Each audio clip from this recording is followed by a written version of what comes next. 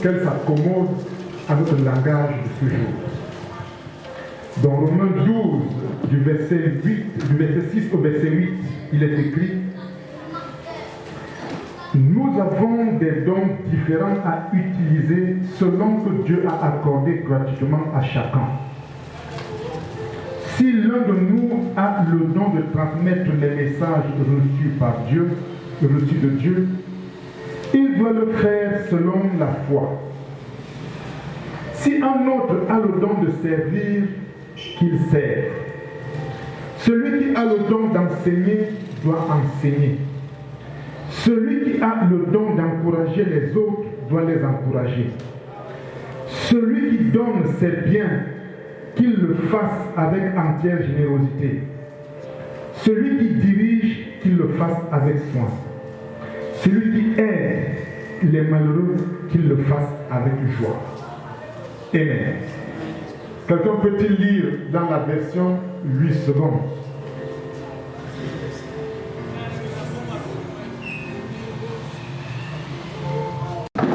Quand nous prenons les dictionnaires, qu'est-ce qu'on nous dit là par zèle? J'ai noté: le zèle est une vive ardeur pour appliquer les consignes et les règlements à la lettre.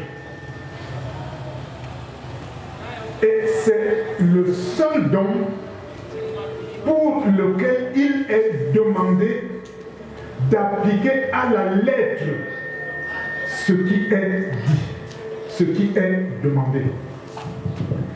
Et généralement, l'Église met de côté ces dons et les confond avec les appels, je préfère ce mot-là, des uns et des autres. Il a donné, et c'est pour ça que ce mot donner fait éclipser cette autre parole de Paul. Il dit: il a donné les uns. Cela veut dire qu'il a donné au peuple, il a fait cadeau au peuple. Des uns comme apôtres, comme prophètes, comme pasteurs, comme évangélistes et comme docteurs.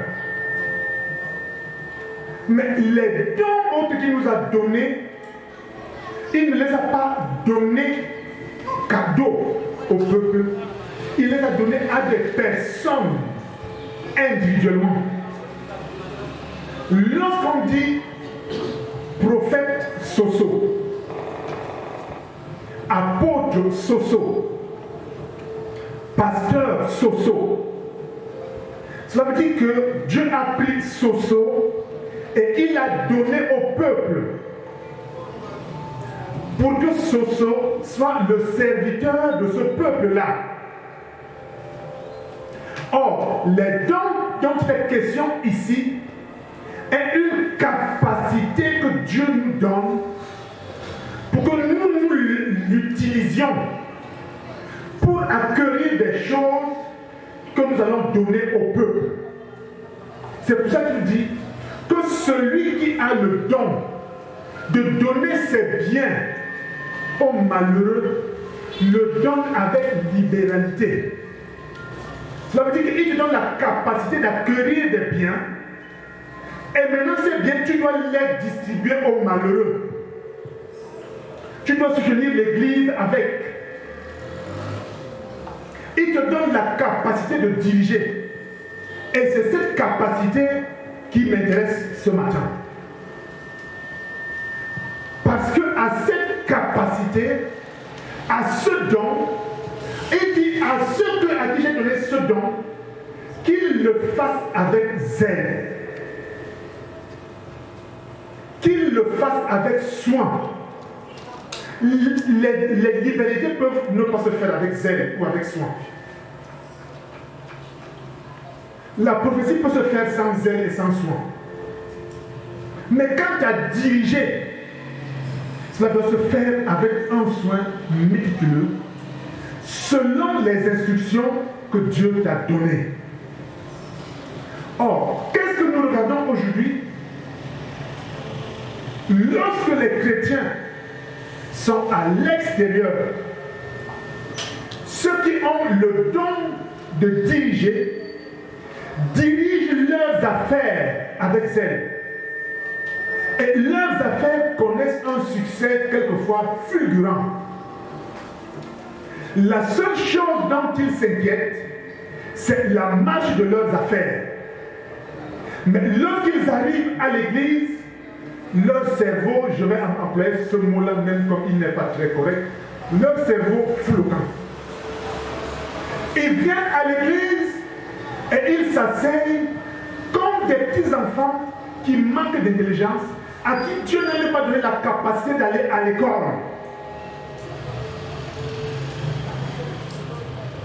Lorsqu'ils sont à l'église, ils s'asseyent, écoutent la parole et rentrent sans que cela ne les émeuve d'une manière particulière.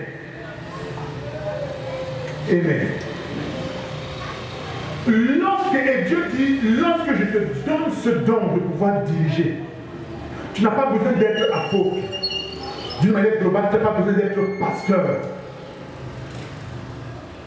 Dans cette salle, il y a des hommes et des femmes à qui Dieu a donné des dons.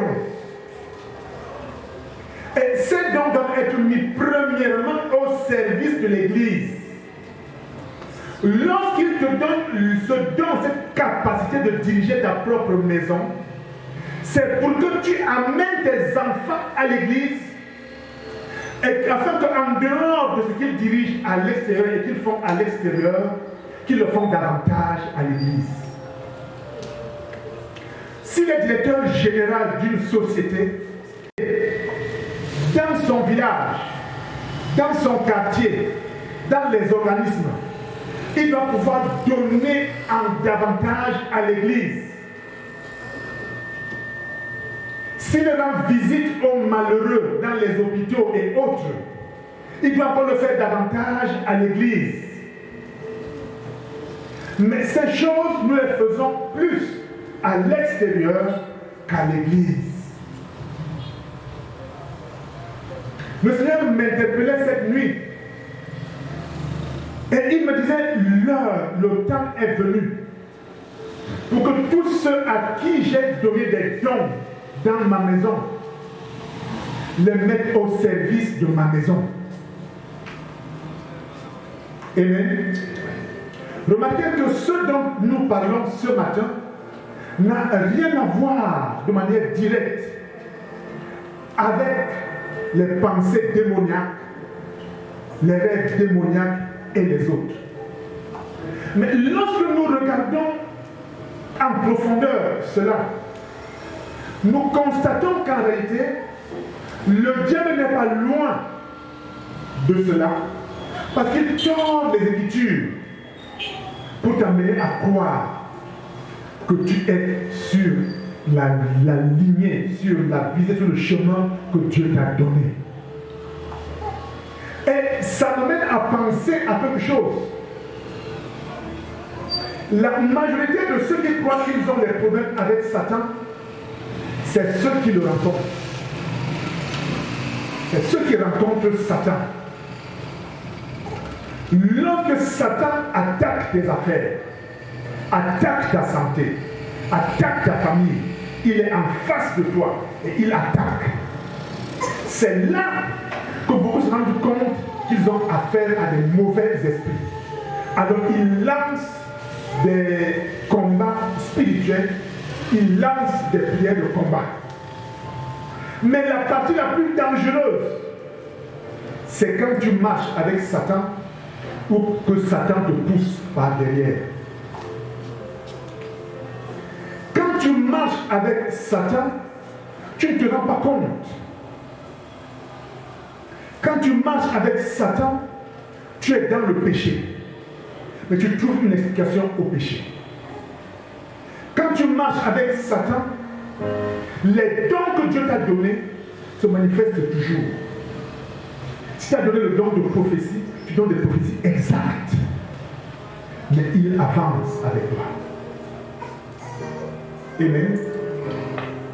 lorsqu'il t'attaque, c'est quand tu te rends compte que ce que tu faisais, tu ne parviens plus à le faire. Et là, tu te rends compte que Satan s'est levé contre toi. Amen. Donc, nous avons également, j'ai noté que quelque part, que la mauvaise recherche de Dieu peut nous amener à croire que Satan nous attaque. Or, il est avec nous pour tordre les Saintes Écritures. La mauvaise recherche de Dieu est la capacité que Satan a de te faire croire que tu interprètes bien les Écritures alors que tu es en train de les tordre. Et il y a un autre point très dangereux que j'ai noté et dont je viens de parler. C'est Satan avec toi. Emmanuel avec nous, Dieu avec nous, est quelque chose de merveilleux. Satan avec nous est quelque chose de très dangereux. Pourquoi c'est dangereux? Parce que lorsqu'il est avec toi, la Bible dit que tu deviens enfant ou fils de Satan et tu fais les œuvres de ton père. Ce diable, ton père, qui pêche et qui ment dès le commencement. Ce diable et ce père qui pêche et qui ment dès le commencement. Ceci n'est pas le thème de notre échange d'aujourd'hui, et c'est pour ça que je ne vais pas aller plus loin. Je vais simplement te demander, je ne parle pas, je ne m'adresse pas ce matin au pasteur exclusivement. Je m'adresse également à toi qui me regardes aujourd'hui. À toi qui me regarde ici à l'église. À toi qui me regarde à travers les réseaux sociaux. Quel don Dieu t'a donné. Parmi ceux que nous avons cités, quel don Dieu t'a donné. Ne te contente plus de le mettre à ton service, dans tes affaires, dans ta famille. Mets-le au service de l'Église. Mets-le au service de Dieu. Je voudrais désormais que nous qui sommes ici, que nous nous sentions impliqués dans la marche du royaume de Dieu. Que toi qui m'écoutes et qui me regardes à travers les réseaux sociaux, que tu te sentes appelé à être impliqué dans la marche du royaume. Et dit à chacun, Dieu a fait un don librement selon qu'il a voulu. Amen. Il a fait un don librement. As-tu regardé un peu ce qui se passe dans le livre des Actes, Acte 6, du verset 1 au verset 7. Je ne dis pas de lire. La Bible dit que ceux que Dieu avait choisis comme apôtres, comme prophètes, comme pasteurs, comme docteurs, comme évangélistes, s'occupaient également de diriger certaines choses à l'église.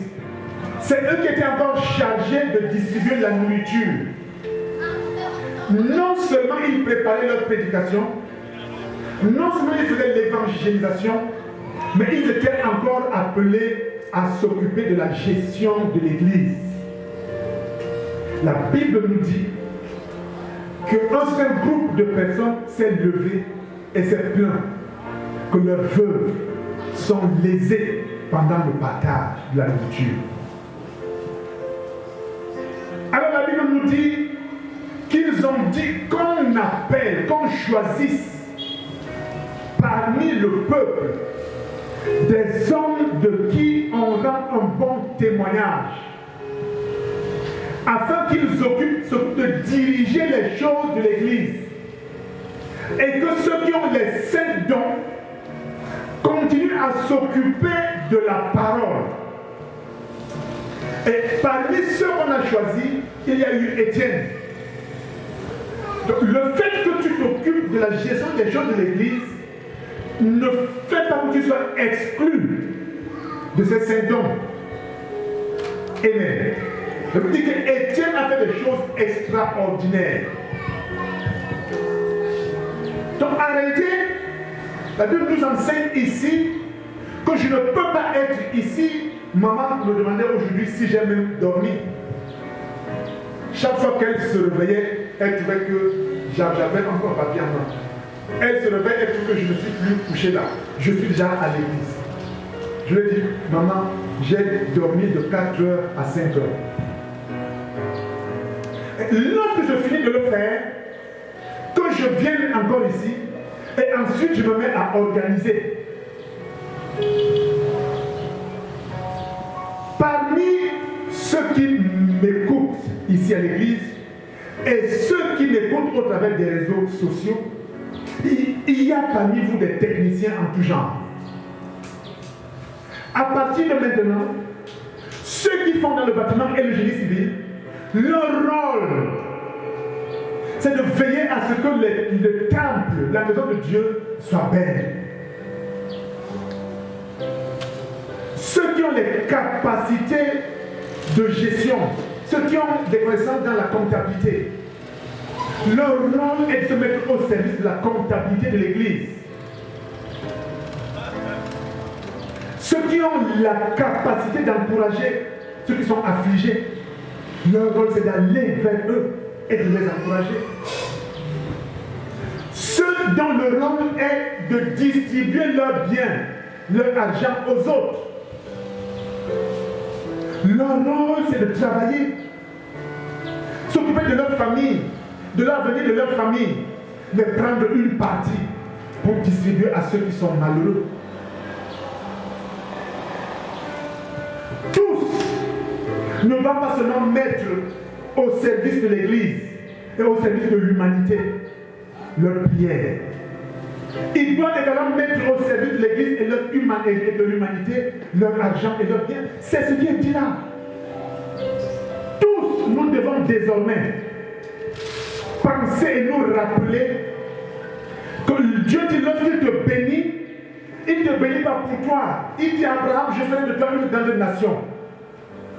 Et lorsque je te bénirai, ceux qui vont te bénir seront bénis. Ceux qui vont croire en toi seront bénis. Il dit, je ferai de toi une grande nation. Aucune nation ne consomme. La nation, c'est quoi? Aucun espace national ne consomme ses biens. La terre du Cameroun ne consomme pas son or, son diamant, ses blancs. C'est les hommes qui vivent au Cameroun, qui récoltent le diamant du Cameroun, qui récoltent les biens du Cameroun, les produits du Cameroun, et se chargent de les distribuer aux autres, sans oublier leur propre famille. Amen. Je prie le Seigneur que cette parole de ce matin, qui peut servir d'exhortation, touche le cœur de chacun d'entre vous. Et qu'il se mette résolument au service non seulement de l'humanité, mais surtout au service de l'Église. Amen. Que la paix de notre Dieu soit avec nous.